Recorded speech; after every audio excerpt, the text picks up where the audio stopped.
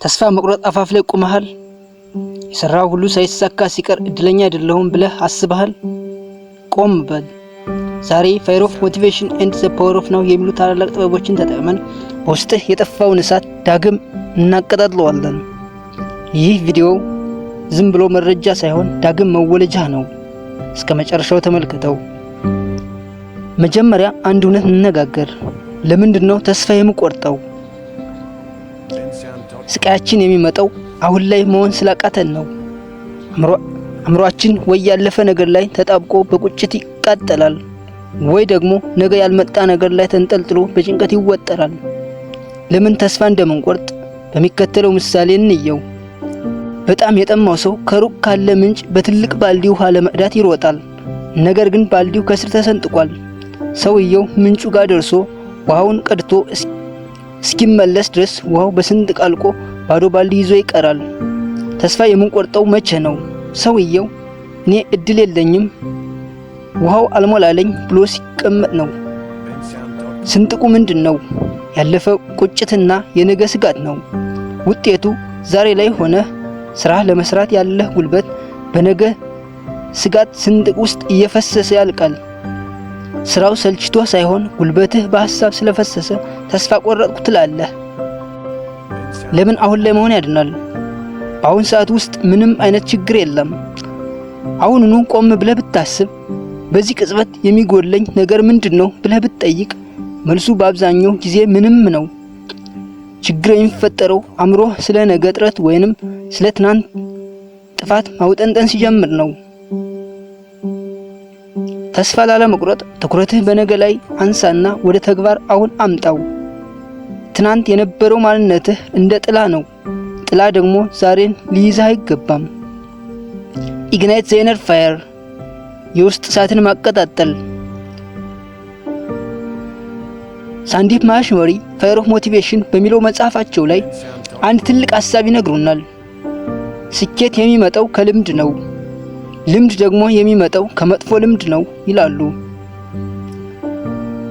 ማሃሽዋሪ ለማለት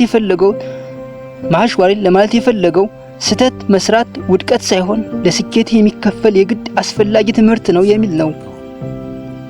እስኪ ይህን በሚከተለው ቀላል ምሳሌ እናብራራው። አንድ ሕፃን ልጅ ብስክሌት መንዳት ሲጀምር መጀመሪያውኑ ተሳክቶለት አይሄድም። መጥፎ ልማድ፣ ልጁ ይወድቃል፣ ይጋለጣል፣ ወይንም ብስክሌት መቆጣጠር አቅቶት አጥር ይጋጫል። ይህ በወቅቱ ውድቀት ይመስላል። ልምድ፣ በወደቀ ቁጥር አእምሮህ እንዲህ ሳደርግ እወድቃለሁ፣ ስለዚህ ሚዛኔን እንዲህ መጠበቅ አለብኝ የሚል ትምህርት ይይዛል። ስኬት፣ በመጨረሻ ያ ሁሉ መጥፎ ልማድ ተከማችቶ ልጁ ያለምንም ረዳት ብስክሌት እንዲያሽከረክር ያደርገዋል። ትምህርቱ፣ መጀመሪያ ላይ ካልወደቀ እንዴት መውደቅ እንደሌለበት ሊያውቅ አይችልም። የውስጥ እሳት መቀስቀስ ማለት የውስጥ መነሳሳት ወይንም ፍላጎትን መለኮስ ማለት ነው። ይህ እሳት በውስጣችን ያለ ሞተር ነው።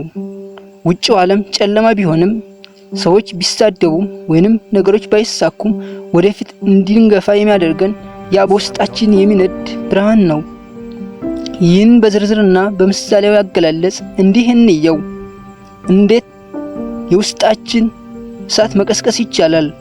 የውስጣችን እሳት ለማቀጣጠል 3 ነገሮች ያስፈልጉታል። ራዕይ፣ ምክንያትና ተግባር። ራዕይ፣ የት መድረስ እንደምትፈልግ በግልጽ ማየት።